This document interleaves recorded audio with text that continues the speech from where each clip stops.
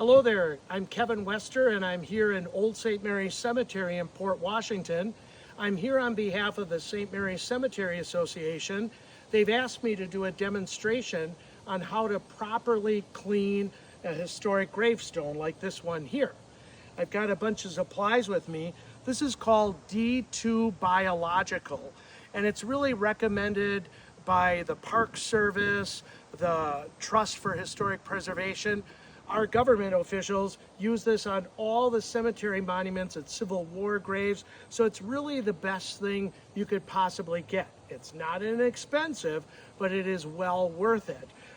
It's okay for the environment, okay to work with, and it really does a phenomenal job. Most importantly, it's not going to do anything destructive to your stone. Sometimes people get the idea to use bleach or a pressure washer. That is not a smart idea because you could really ruin or severely damage the grave. So again, I recommend you use D2 Biological.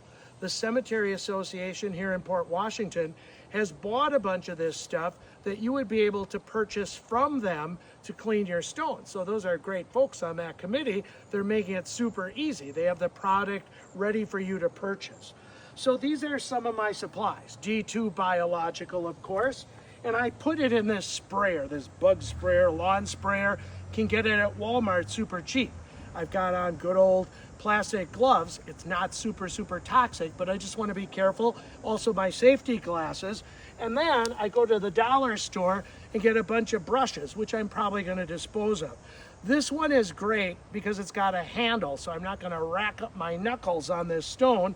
This is one that's really good for getting in on the writing. And sometimes you have something really ornate, a good old toothbrush. Again, I wouldn't use it after you use this. I threw it all out, but it's all disposable. So how do you do this? Well, about 10-15 minutes ago, I covered the grave with water. So you want to have a lot of water. Maybe there's a hose at the cemetery you can use, or bring your own, or maybe you have to use buckets if there isn't immediate water there. But you want to douse the gravestone with a lot of water and let it sit for 10, 15, 20 minutes. Then I'm going to take my D2 Biological and I'm going to really put it on pretty heavy, especially if there's engraving. Do you see all that green stuff? That's called lichen, and it's biological material, and it loves growing on things like this. And I'm going to do the back as well, the sides. So I'm going to really douse it with some D2 Biological.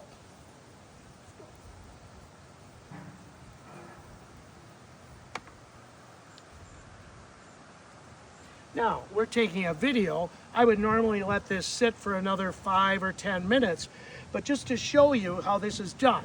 And again, normally, I would start on the back of the stone, working my way from the bottom up.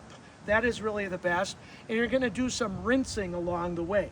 So again, just for demonstration, I'm starting at the front, but you would normally want to start at the bottom of the stone and you use some elbow grease. These are not wire bristles. That would be very destructive, but they're kind of firm plastic bristles. And you see by just putting in a little bit of elbow grease with the D2, it's taking that lichen right off. And sometimes you go over one time, sometimes you go over 20 times, whatever you're able to do. It depends on the stone. They're all different, and the amount of lichen as well.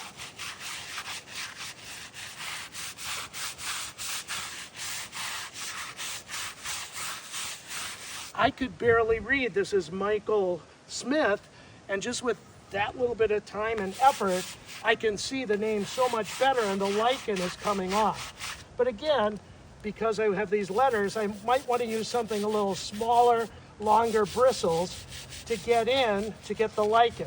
Lichen likes to grow in crevices and carving, so you really want to give it some good elbow grease.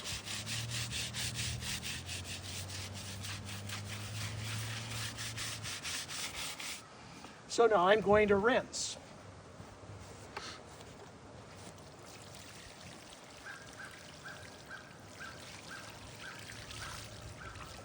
Holy smokes, I can actually start to read it. I see I missed a spot. You can tell after you rinse. So I'm going to work on that. I might go over it another time or so, but it actually is looking pretty good. And once again, I rinse.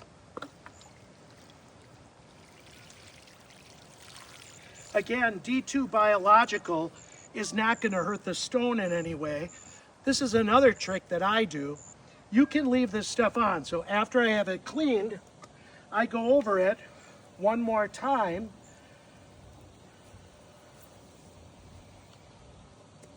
And I'm going to just let it go like that. You might say, you're going to leave that stuff on there? Really, the way it works with the dew fall, when the days change, and with rain, I guarantee if you came back a week later, this stone is going to look so brilliant. So I clean it, put another coat on, and let nature do its trick. So that's basically how it's done. Take care.